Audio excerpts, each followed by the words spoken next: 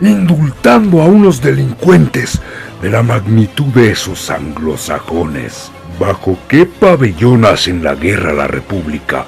Asesinando traidoramente a nuestros destacamentos, incendiando a nuestros pueblos, atacando las propiedades de los pacíficos ciudadanos, discriminando a nuestra gente. Y si usted pretende que recaiga en mí la indignación nacional, ¿cómo sucedería que protegiera a semejantes forajidos? Que bien distinguirá usted que esta no es una guerra entre hermanos como las que desgraciadamente hemos tenido entre nosotros. ¡Mueva el gobierno! ¡Hagamos estallar al mundo! Los piratas se han lanzado por territorio que no les corresponde y que reconocieron como nuestro después de haber peleado tanto contra ellos desde Iturbide. Lo han cedido con el Tratado de Fronteras de 1832, a pesar de que todo el gobierno mexicano les ha permitido vivir en ese territorio y que ahora traidoramente se quieren adueñar de él, y es por eso que el Supremo Gobierno les ha declarado como piratas.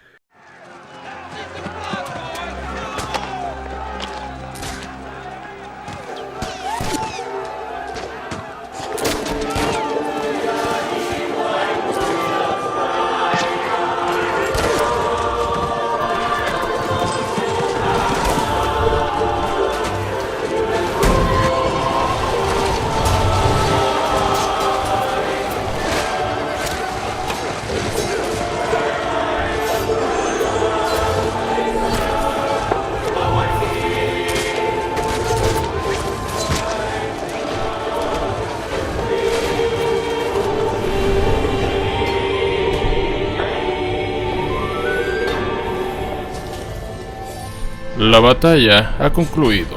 Castrillón fue el último en defender el Águila en Texas. Según algunas fuentes, Santa Anna se había disfrazado de uno de sus soldados, para no ser reconocido. Como dice el dicho, general que escapa sirve para otra batalla. Sin embargo, su primo, el general Cos, como siempre, metiendo la pata. Este hombre lo reconoce y lo saluda como general. Y también los demás sobrevivientes hacen lo mismo. De esta forma es como Houston reconoce a Santa Anna. También es hecho prisionero el general Almonte, aquel que había logrado tomar la localidad de González. El fracaso de San Jacinto. Algunas fuentes consolidan que Santa Anna había ordenado a sus soldados descansar. La razón era que andaban agotados. Habían estado marchando descalzos sin parar. Por eso era necesario el reposo a orillas del río. Y desde la perspectiva mexicana, los rebeldes estadounidenses habían hecho volar el puente en 1000 pedazos, para así retrasar el avance mexicano. Los mexicanos creían que los tejanos se habían escapado, y por eso confiaron para la siesta. Cuando Houston ataca el campamento, lo hizo con 5000 soldados. Que según algunas versiones, pues el estadounidense había recibido refuerzos de Oklahoma y Tennessee. Esa tarde, Samuel Houston yacía recostado en un árbol, descansando su pierna herida, mientras Santa Anna era llevado ante su presencia. Hay varias interpretaciones de lo que pudo haber sucedido, pero es obvio que Santa Anna no fue ejecutado, y esa es la pregunta cabalmente: ¿por qué no lo hicieron?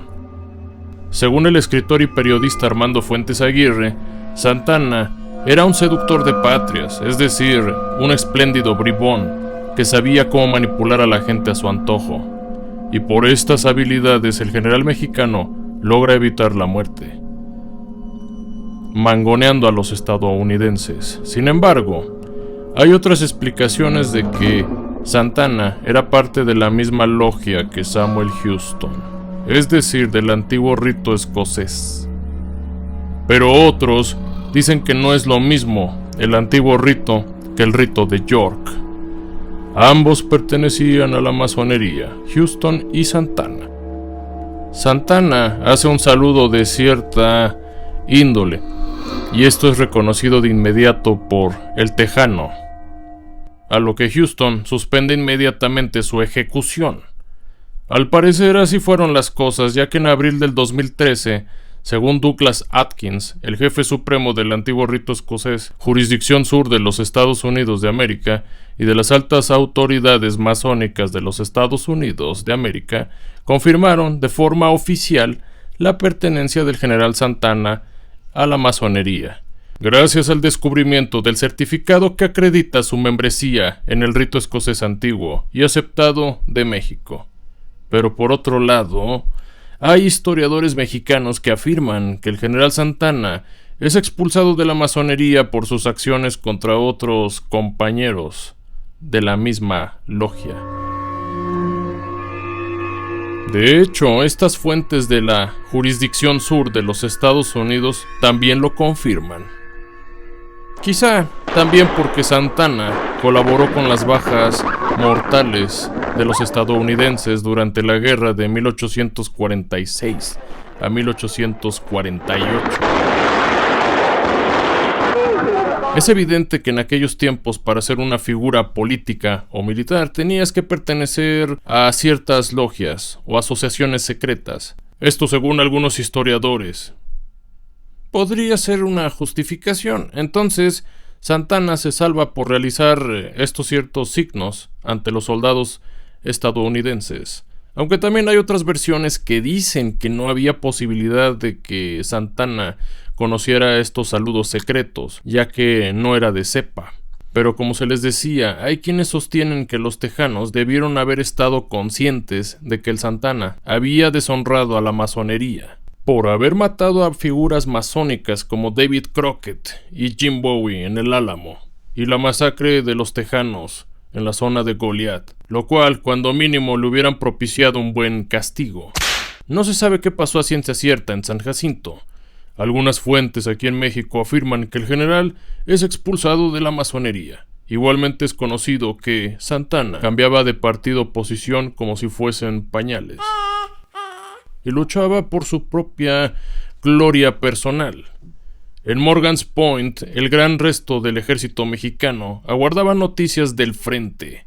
Era obvio que los mexicanos no habían sido derrotados con San Jacinto, ya que los Estados Unidos siempre goza de decir que todos los 7,000 mexicanos que fueron en la expedición habían sido derrotados por las fuerzas tejanas en San Jacinto, siendo que esto no fue así, porque los tejanos solo derrotaron a un pequeño contingente de avanzada al mando de Santana. Interesante, ¿no? Como la historia se transforma. No hay que hacer caso a las películas de los estadounidenses sobre su veracidad. Como les comentaba, pasaron varios días y los mexicanos no recibían noticias del frente. Era como si a Santana se lo hubiera tragado el demonio. Hasta que un día el general Vicente Filisola recibe un mensajero, el cual le comunica que las tropas de avanzada habían sido derrotadas y que el generalísimo era prisionero de los tejanos y que solicitaba de manera urgente sus pertenencias y su ropita. En otras referencias, como las del historiador británico Will Fowler, aseguran que entre líneas Santana le ordenaba a Vicente Filisola que continuara con el ataque y que si en caso de que necesitara más dinero, podían encontrarlo enterrado en Matamoros, dinero que había escondido el general. Hasta le hizo señas en las cartas sobre un mapa de un tesoro, para así continuar financiando la guerra. Pero, Vicente Filisola no atacó. Él solo en circunstancias muy extrañas ordena al ejército mexicano retirarse tras el río Nueces.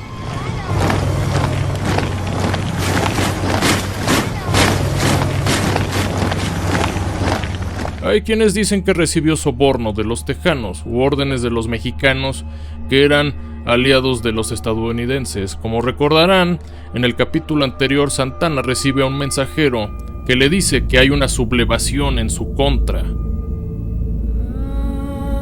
Al otro lado de Texas, al general Urrea le llega la misma carta que a Filisola, de continuar con el ataque contra Sam Houston.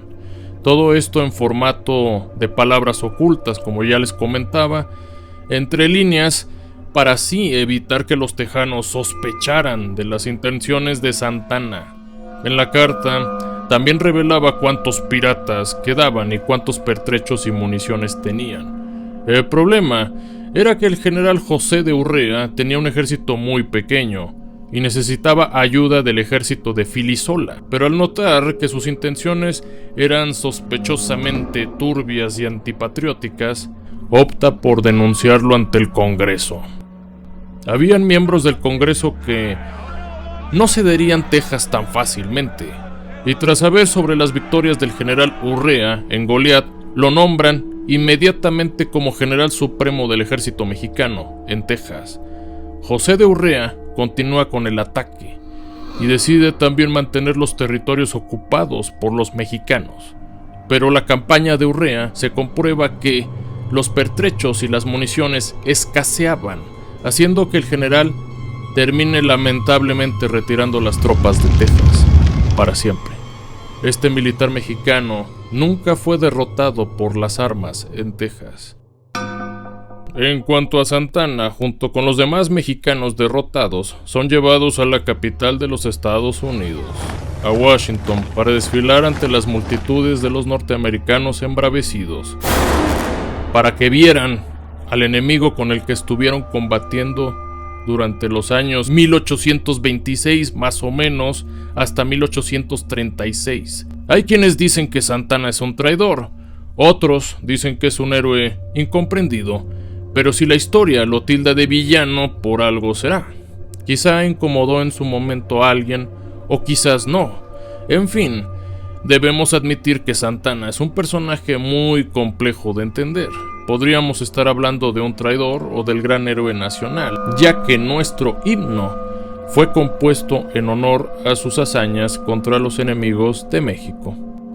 Es probable que después de su gran derrota en San Jacinto haya maquilado su venganza y que hasta podríamos decir que sí se dio en la batalla de la Angostura, donde logra ridiculizar al ejército norteamericano, a las tropas del mismísimo general Zachary Taylor.